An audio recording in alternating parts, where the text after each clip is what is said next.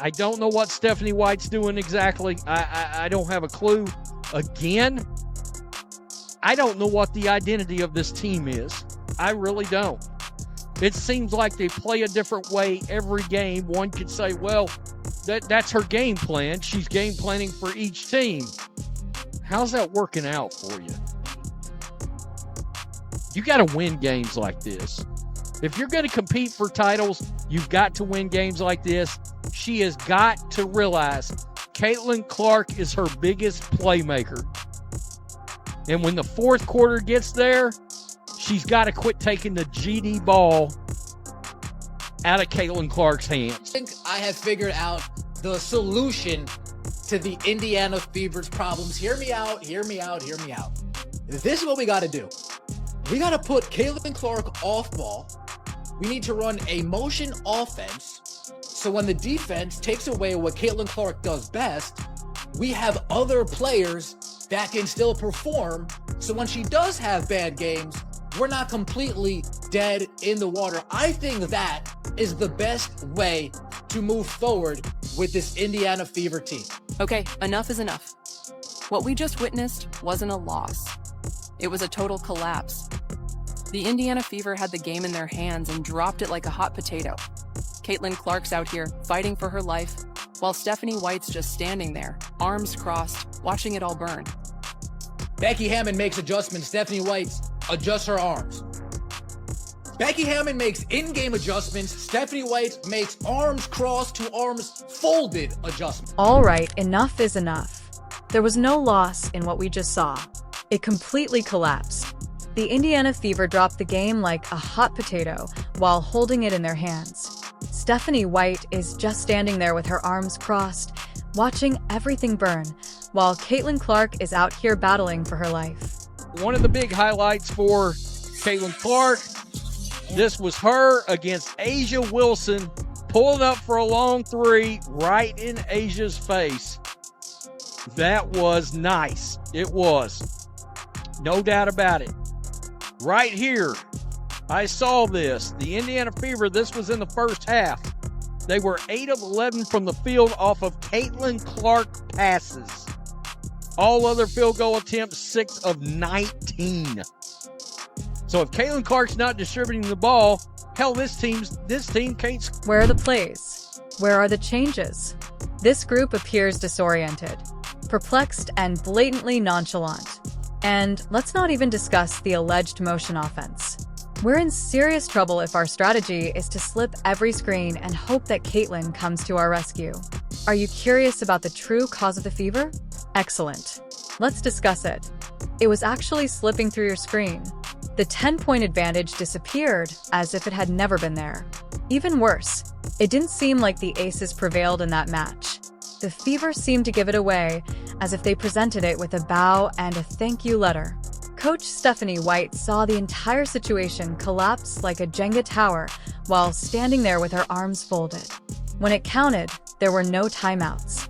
On the sidelines, there is no energy, not a fire. Where is the sense of urgency? Where is the leadership? I mean, really, how many blown leads must we endure before someone notices this?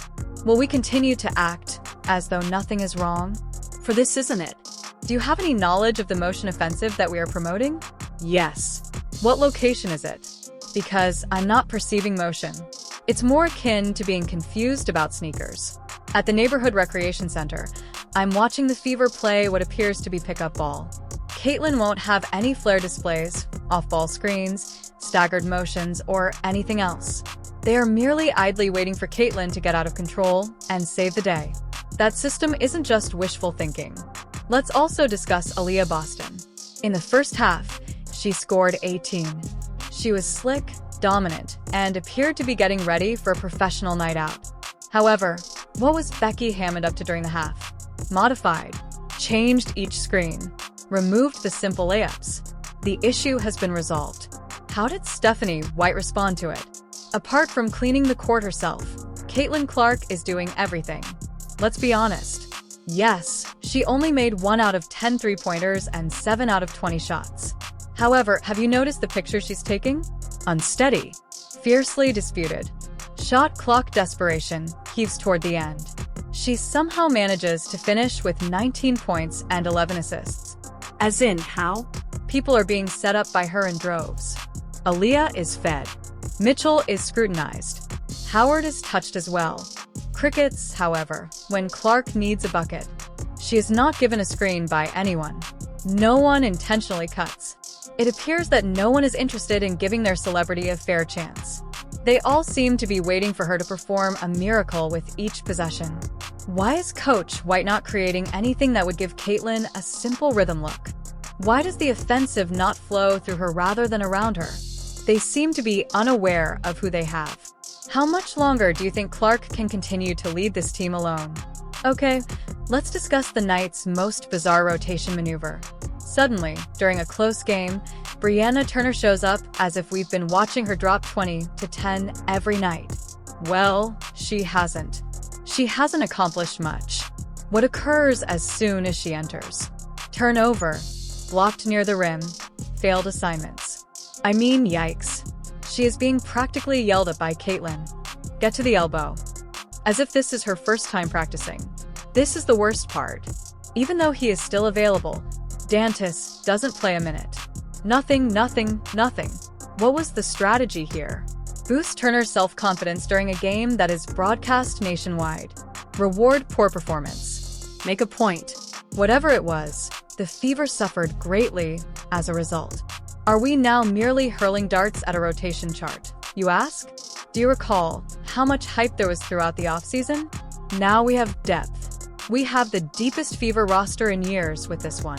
Yes, regarding that, a pair of benchmarks. That's all. 2. Cunningham, Sophie. Nothing. Coulson, Sydney, nothing. Not a spark. No vitality. It's a ghost town. We brought 5 chairs to a gunfight, so to speak. AC's bench players are creating plays, changing the pace, and providing their starters with respite in the meantime. And for 38 minutes, the bench looks on like fans while Clark plays Superman. Where is the progress?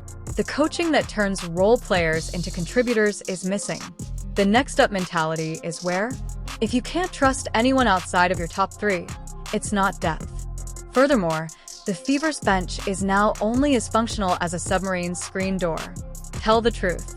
Is there anyone on this bench that you have faith in? Let's simply put an end to this. Are we blaming the referees? Yes, Caitlin is frequently hit without a call. Every game, we witness it.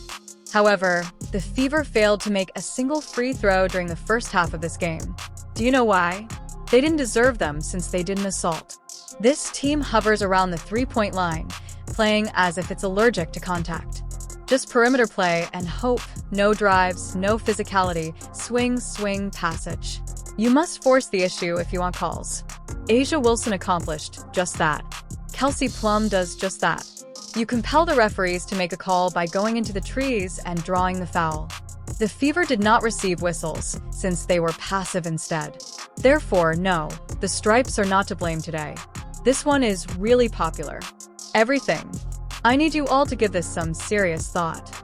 Is Caitlin Clark receiving too much coaching? Because the woman we are currently witnessing is not the bold, self-assured product of the logo assassin we knew at Iowa. Before every possession, she looks to the bench, hesitates, and passes up shots. It isn't instinctual. Interference is what that is. She seems to be being subdued by micromanagement. It's as if someone is telling her not to shoot that. Execute the play. Follow the script, and everything that made her dangerous is being eliminated. Although structure can be taught without stifling creativity, she currently seems to be trapped in a system that doesn't trust her to be who she is. How much longer can she play this way until she loses it? Let's be honest about it. This game was coached by Becky Hammond. It was seen by Stephanie White. Becky made moves, changed coverages, rotated players, and increased pressure when the aces were struck early. Stephanie was coached by her. She is forced to use the same lineups, broken plays, and tactics, as if expecting outcomes from repetition would happen on its own. She waited until it was too late to call a timeout, even after the fever had subsided. She maintained her composure even after the lead disappeared. Too quiet almost, as if she didn't think anything needed to be fixed. Do you want to know why close games are lost by the Fever? This is the reason. The other coach is at work. White is observing. Do you believe Stephanie White isn't over her head in this situation? So here we are. One more lead blown. Another effort squandered. This team lost a victory they should have had in the bag on another occasion due to the same coaching errors and lazy habits. Let's not mince words. Caitlin Clark has evolved into more than just another gifted young athlete. She plays across generations. The WNBA's fastest player to reach 400 assists, an apparatus for marketing, an increase in ratings, a player who draws attention to the game by packing arenas on the road. How is she being treated for the Fever? As if she were merely a piece. As if she will continue to work hard even as everything else falls apart around her. For what length of time is she expected to work alone? Since she has no place selected for her, no genuine help off the bench, and no structure surrounding her, how long is she supposed to continue grinning during interviews and leading this team to victory? Because the standings aren't just filled with L's. These are distinct and strong warning signs. Time is running out. Additionally, this won't simply be a losing season if they don't make quick course corrections. They'll lose Caitlin that year. I'll give you this, then. Is this organization brave enough to acknowledge that they are failing her? Or will they simply watch as their star player cries out for assistance and the house burns down? Leave a comment with your ideas. Click like and then subscribe.